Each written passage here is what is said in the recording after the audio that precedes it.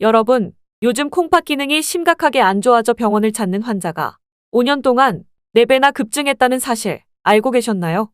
대한내과 연구 결과에 따르면 60세 이상 고령자의 신장 결석 유병률은 40% 이상이며 특히나 여성은 2명 중 1명이 만성적인 신장 문제를 겪고 있다고 합니다. 만성 콩팥병은 심한 통증을 유발하고 신장 기관을 망가뜨리는 질병입니다. 한번 콩팥이 망가지면 다시 회복하기 어려우므로 예방이 매우 중요합니다. 이번 시간에는 국과 찌개를 끓일 때 자주 넣는 결석 유발 음식과 안 좋은 생활 습관에 대해 알아보겠습니다. 결석 유발 음식 첫 번째는 두부와 시금치입니다. 두부와 시금치는 영양분이 풍부하고 건강에 좋지만 같이 먹으면 몸에 결석이 생길 수 있으니 필히 주의하셔야 합니다. 국이나 된장찌개에 두부와 시금치를 같이 넣으시는 분들이 많은데요. 시금치에는 수산이라는 성분이 들어있습니다. 이 수산은 석회동굴에서 생기는 석회암을 만드는 성분 중 하나로 채소나 동물들에게 많이 존재합니다. 이때 시금치와 두부를 함께 먹게 되면 수산화칼슘과 옥살산칼슘이 생깁니다. 옥살산칼슘은 물에 전혀 녹지 못해서 결석을 유발하는 주된 원인이 될 수 있습니다. 결석은 발생 위치에 따라 심각한 통증을 일으키며 일상생활에 큰 지장을 주니 예방이 가장 중요한데요. 때문에 두부와 시금치는 같이 먹지 않는 것이 결석 예방에 큰 도움이 되며 시금치를 먹어야 한다면 데쳐 먹는 것이 가장 좋습니다.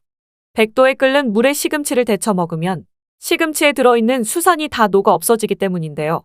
하지만 시금치를 데친다고 해서 수산 성분이 완전히 사라지는 것은 아닙니다. 두부와 시금치를 함께 먹을 때는 참깨를 추가하는 것이 가장 좋습니다. 시금치에 참깨를 넣으면 수산 함유량을 낮추고 칼슘 함유량은 늘려 신장 결석 예방에도 좋습니다. 또한 참깨가 시금치의 옥살산 성분을 무력화하는 역할을 하므로 칼슘의 흡수율을 높일 수 있습니다. 두부와 시금치는 서로 궁합이 좋지 않지만 조개와는 궁합이 매우 좋습니다. 시금치는 철분이 많지만 조개도 철분이 풍부하기 때문에 같이 먹으면 몸속에 혈구가 만들어져 빈혈을 예방하는 역할을 합니다.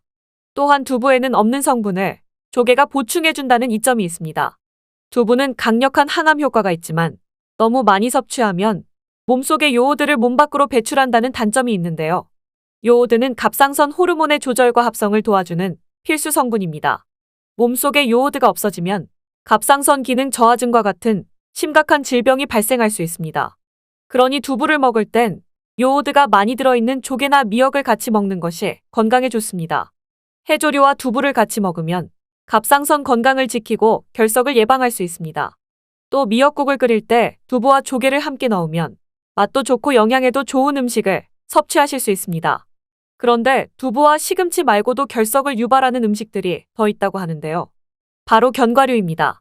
신장 결석이나 요로 결석 등은 칼슘, 수산, 인, 요산 등의 결정체인데 견과류에는 그 중에서도 수산 성분이 많이 들어있습니다.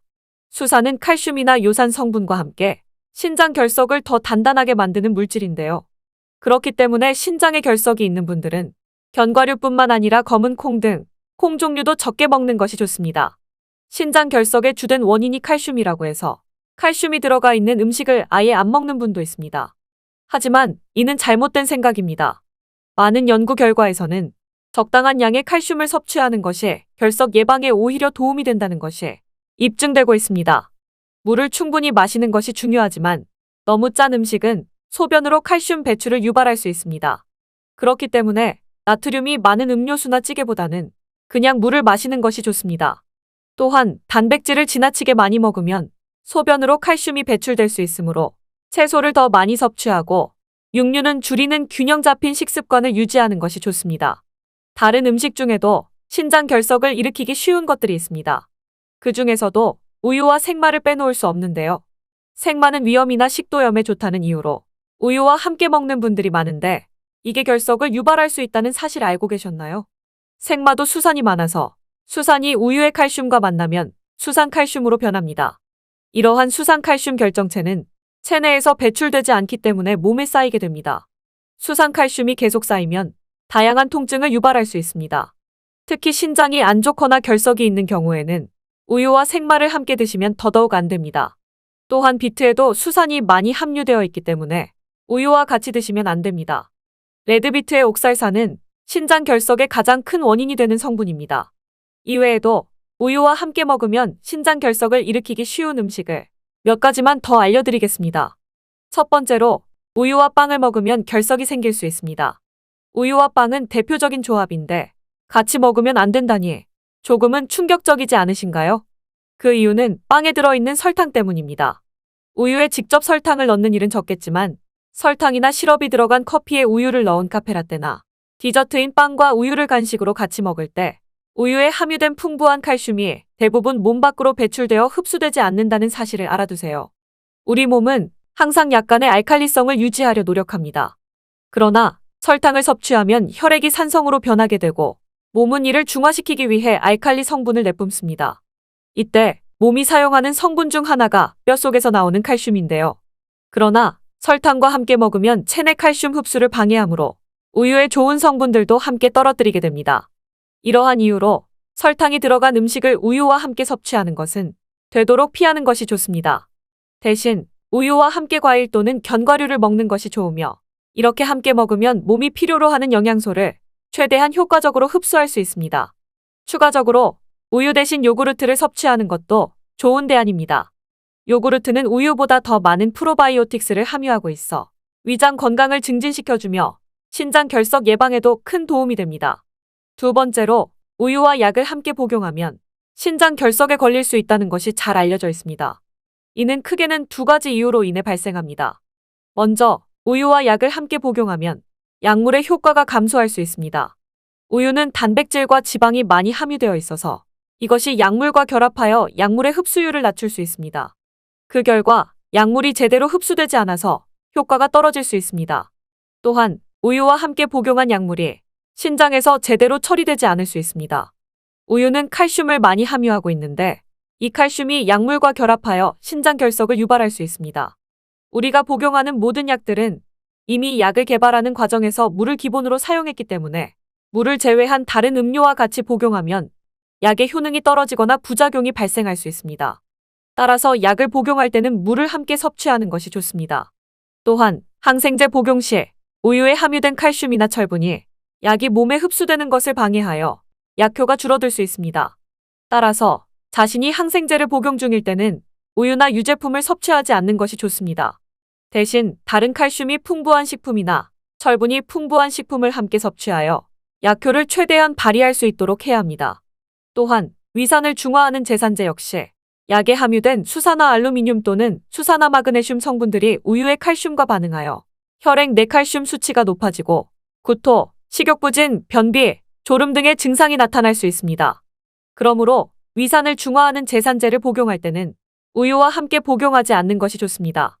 대신 식사 전에 복용하거나 물과 함께 복용하는 것이 좋습니다. 우유는 뼈 건강에 좋은 음식으로 유명합니다. 하지만 골다공증약과 같은 약물을 복용하실 때는 함께 복용하지 않는 것이 좋습니다. 우유는 약물의 흡수를 방해할 수 있기 때문입니다. 이러한 이유로 약물은 반드시 물과 함께 복용하시는 것이 좋습니다. 또한 우유나 유제품을 드시려면 약물 복용 후 적어도 2시간이 지난 후에 드시는 것이 좋습니다. 신장 결석을 예방하기 위해서는 음식 조합 외에도 다른 생활 습관들에도 신경을 써야 합니다. 먼저 충분한 수분을 섭취하는 것이 가장 중요합니다. 하루에 약 2리터 정도의 수분 섭취가 권장됩니다. 물은 물론 구연산이 포함된 음료들, 예를 들어 레모네이드 등도 수분 섭취에 도움이 됩니다. 또한 식사 전에 유산균을 섭취하거나 적극적으로 채소와 과일을 섭취하는 것도 좋은 방법입니다. 또한 운동 시에는 더 많은 수분이 필요하기 때문에 충분히 수분 섭취를 해주는 것이 중요합니다. 이를 위해 운동 전후에는 물을 꾸준히 마시고 운동 중간에도 꾸준히 물을 마시는 것이 좋습니다. 또한 운동 후에는 체내 수분을 보충해주기 위해 전분을 함유한 음식이나 과일을 먹어주는 것이 좋습니다. 마지막으로 스트레스 관리를 위해 꾸준한 수면과 적극적인 레저 활동도 필요합니다. 충분한 수면을 취하고 스트레스를 풀기 위해 레저 활동을 즐기는 것은 신장 건강뿐만 아니라 일상적인 건강 관리에도 큰 도움이 됩니다. 신장 건강을 위해서는 고기를 적게 먹는 것이 좋습니다. 그 이유는 고기가 지나치게 많은 단백질을 함유하고 있어 소변 중 칼슘 수산과 구연산 배설에 영향을 끼치기 때문입니다. 이러한 이유로 고기를 줄이고 대신 닭고기나 생선 등의 저지방 고단백 식품을 먹는 것이 좋습니다.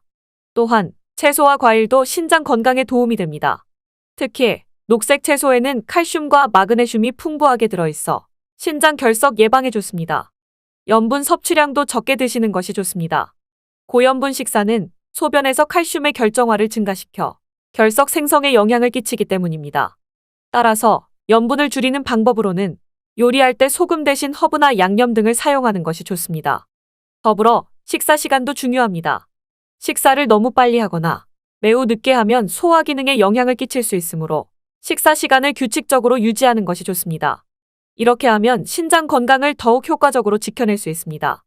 여러분들은 이번 영상을 통해 신장 결석을 유발하는 음식과 생활 습관에 대해 알게 되셨을 텐데요. 몸에서 자라는 돌인 요로결석은 고통이 극심한 만큼 발생하지 않도록 일상에서의 꾸준한 노력이 필요합니다. 영상이 도움이 되셨다면 구독과 좋아요, 알림 설정해 주시면 감사드리겠습니다. 주변의 소중한 분께 이 영상을 공유해 주세요. 다음번에는 더 유익한 건강 정보로 찾아뵙겠습니다. 감사합니다.